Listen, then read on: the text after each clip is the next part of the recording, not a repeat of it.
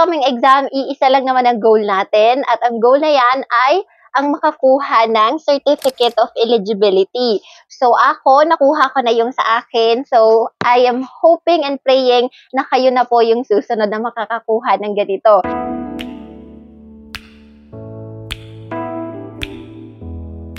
Hi, soon to be registered public servant. Kung pinindot mo tong video na to dahil isa ka sa mga magtitake ng exam this coming August 20, sa Sunday na po iyon, congratulations in advance sa'yo. At ang video na to ang magsisilbing guide mo, lalong-lalo na kung first time mo mag-take ng civil service exam, mapa-professional level man yan or sub-professional level. So this coming exam, iisa lang naman ang goal natin at ang goal na yan ay ang makakuha ng Certificate of Eligibility. So ako, nakuha ko na yung sa akin. So I am hoping and praying na kayo na po yung susunod na makakakuha ng ganito. Kasi most of the time, ito na lang ang kailangan natin para ma-promote tayo, para ma-regularize tayo.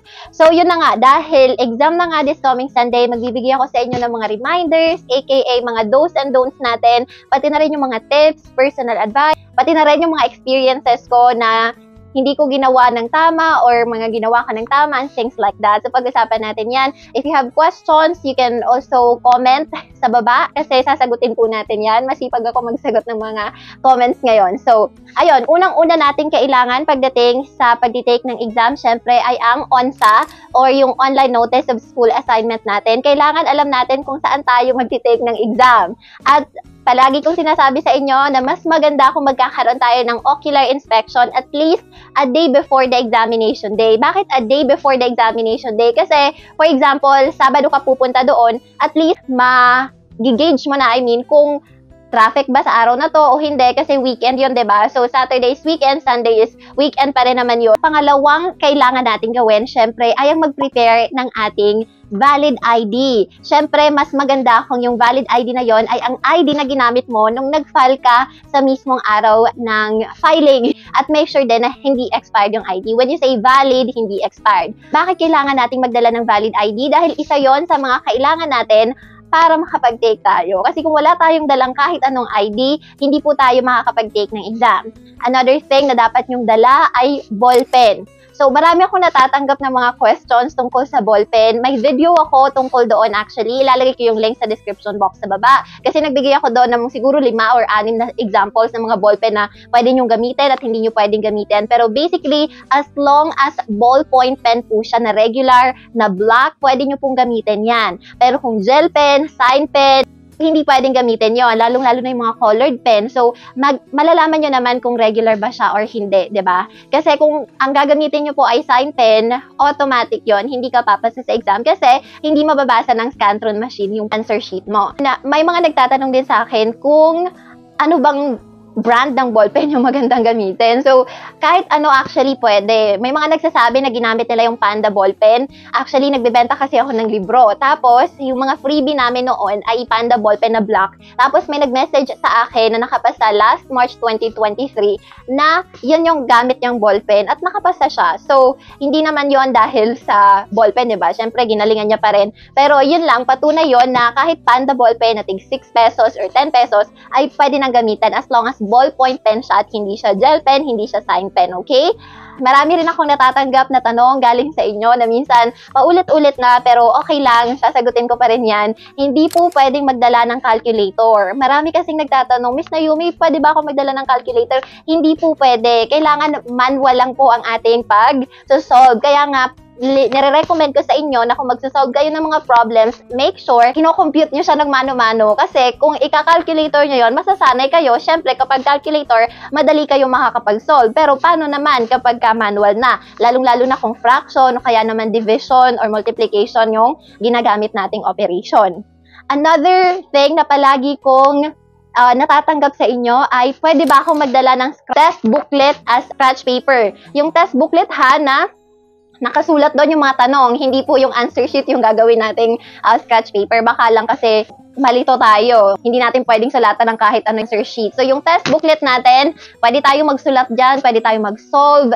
At palagi kong nire-recommend sa inyo na kung allowed na kayong magsulat sa test booklet ninyo, mas maganda kung isulat nyo na yung A to Z natin na alphabet para in case meron mang questions na related sa letter series, kasi palaging lumalabas yan sa exam, madali na lang para sa'yo na mag-solve ng letter series na questions, okay? Pro tip yan para sa inyo. Sa ballpen pala, make sure na magdala ka ng extra ballpen para in case na hindi gumana yung isa, pwede mo pang gamitin yung isa pa. Or mas maganda kung 3 ballpen yung dalhin mo, yan, pwede na yan. Pagdating naman sa damit, palagi ako ang nakakatanggap ng tanong. Kasi sabi ko doon sa previous reminder ko, white na t-shirt ang isuot ninyo. At ang daming nagtanong. Sabi niya, kailangan ba white talaga? Hindi ba pwedeng ibang kulay? Hindi ba pwedeng ganyan-ganyan? Sabi ko, pwede naman po ang ibang kulay ng damit. Pwede naman yung black, pwede naman yung violet. Kung ano yung type nyo pong kulay, pwede naman yon. Mas prefer nga lang ng Civil Service Commission kung naka-white ka. Kasi 'di ba bukod sa maaliwalas na, sabi nila pampaswerte daw yung kulay. Dahil hindi ko sure. Ngayon, wag lang yung sleeveless kasi yun yung bawal. Bawal din po yung nakapaalang tayo, bawal yung naka-shorts, tapos kung mahaba yung buhok, dapat nakatali po tayo. Kung magsusuot po tayo ng relo, wag na po yung digital na relo, yung pwede kang mag-calculate, 'di ba yung mga Apple Watch ngayon? Naku, usong-uso yan ngayon, hindi po pwede yan. Yung analog, pwede yon, pero yung Apple Watch hindi pwede. Yung salamin, maraming nagtatanong sa akin na yes, pwede pong magsuot ng salamin, pero kailangan yung salamin po natin ay yung regular na salamin lang. Hindi po yung salamin na may magic. Kasi may mga salamin ngayon na masyado ng high-tech na tipong kaya na nang i-record yung mga questions sa exam, kaya nyo nang, alam nyo naman yung technology these days. Hindi pala kayong magdala ng water bottle ninyo kasi for sure mauuhaw kayo, lalo na sa panahon ngayon, mainit. Pero ilagay nyo na lang din siya sa clear na bottle.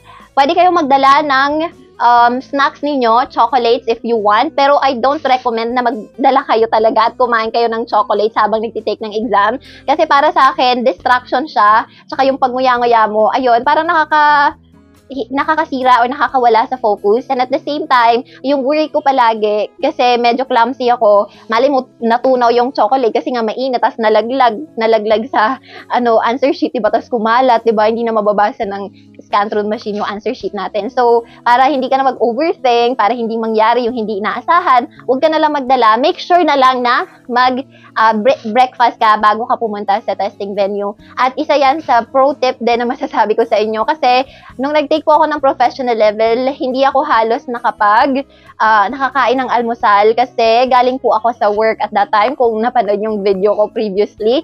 So, wag niyo akong gayahin. Kulang na sa tulog, kulang pa sa kain. So, make sure na kompleto yung tulog nyo. Make sure na kumain kayo ng breakfast kasi ang professional level, 3 hours and 10 minutes. Yung sub-professional level, 2 hours and 45 minutes. So, matagal-tagal ding exam yun, diba? Dapat nagkasuot pala kayo ng face mask, guys.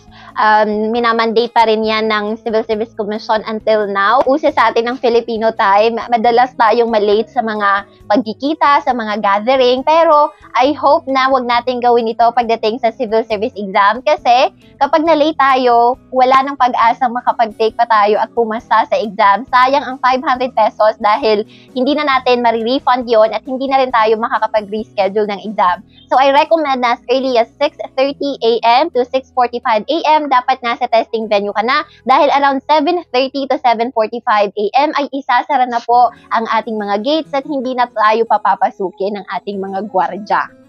Magbibigay na lang ako sa inyo ng personal advice at yung sabi ko nga mga experiences ko na hindi ko ginawa na sana gawin nyo dahil mas magiging smooth ang inyong pagtitake ng exam kaysa sa na-experience ko. So, number 1 is make sure na mag-comfort room na kayo bago kayo pumasok sa testing venue or at least before yung exam. Actually, yung mga comfort room sa testing venue, minsan hindi malinis. So, kung magsi-CR kayo, gawin nyo na lang sa bahay ninyo. Ako kasi, uminom yata ako ng maraming tubig noon or gatas, tapos medyo naihi tayo, ganun.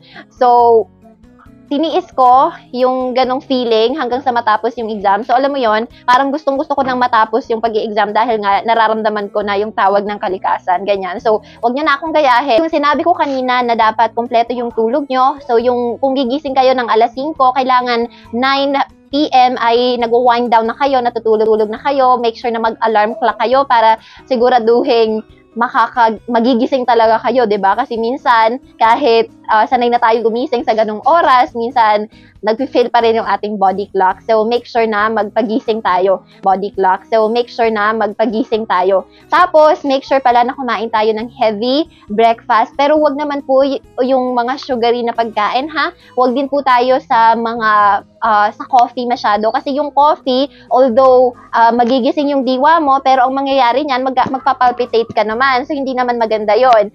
Pagdating naman sa mga sugary foods, baka mawalan ka ng focus or nakakababa daw yun ng concentration. So, wag na lang tayo mag-focus doon. So, kumain na lang tayo ng healthy, uminom ng gatas kung kinakailangan para syempre ganadong-ganado tayo pagdating sa exam. Another technique na pwede nyong gawin ay wag po kayong masyadong magpapanik, huwag masyadong kakabahan, chill-chill lang. Isipin nyo po na yung exam na tinitake nyo ay hindi ganun kabigat. Kasi kung iisipin natin na ito yung dahilan para ma-promote ako, ito yung dahilan para makapasok ako sa trabaho, kung palagi natin iniisip yan, mape-pressure tayo. Pero kung iti-take it easy lang natin, iisipin lang natin na mini-quiz lang to sa isang exam or sa isang, sa school, parang hindi tayo mape-pressure, chill-chill lang tayo, 'di ba? So, marami kasing kinakabahan na ang ending, nanginginig yung kamay, lumalagpas-lagpas na yung pag-shade. So, kapag lumagpas, tas hindi nabasa ng Scantron machine yung papel natin, so sayang lahat ng effort natin.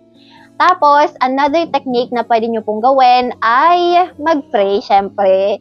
Kung hindi tayo mag-pray, baka yun lang ang maging hadlang para hindi tayo pumasa. So, kahit gaano ka pa kagaling, manghingi ka pa rin ng guidance sa taas na gabayan ka habang nagtitake ka ng exam. Kasi kahit gaano ka imposible, pwedeng maging posible kapag magpe-pray po tayo. Isa pa to sa na-experience ko, yung pangalan ko kasi, spelling ng name ko ay medyo unique. Yung Noemi kasi, marami naman akong kapangalan na Noemi, pero yung spelling ng pangalan nila ay Noemi.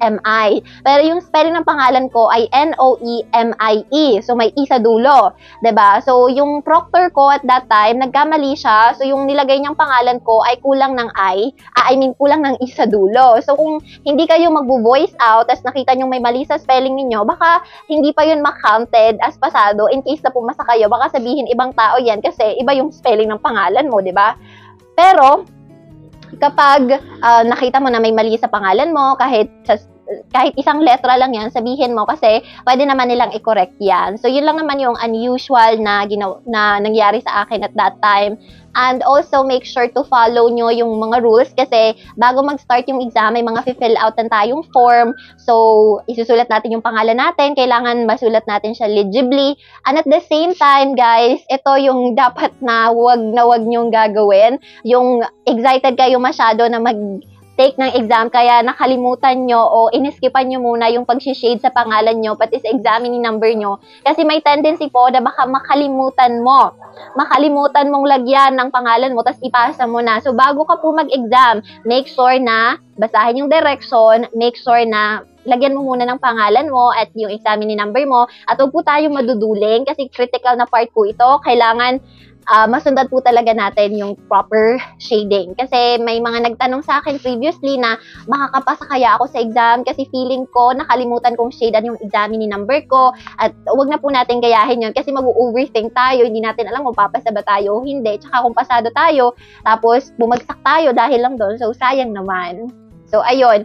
Sana po makapasa kayong lahat kasi last time, konti lang po yung pumasa sa exam. I think 10-11% lang. So, maliit na percentage lang yon. Imagine, 10% yung pumasa, tas 90% bagsak. So, sobrang laki ng 90% na yun kasi more than 400,000 katao yung nag-file last exam. So, ayun lang naman. Kung may mga katanungan po kayo sa akin, kung may mga clarifications kayo, mag-comment lang po kayo sa baba. Tapos, ayun, I wish you all the best. Sana lahat ng mga pinag-aralan po ninyo nitong mga nakaraang linggo, nitong mga nakaraang buwan, ay ma-recall nyo po at ma-apply nyo po sa mismong araw ng exam. So, sa lahat po pala ng nag-avail ng libro sa akin, ng mga soft copy reviewers sa akin, thank you so much po sa inyong lahat. Thank you so much sa inyong tiwala. At kung may mga request po kayo in the future, feel free to tell me para po magawa natin ng video soon. So, best of luck po sa inyong lahat at congratulations in advance.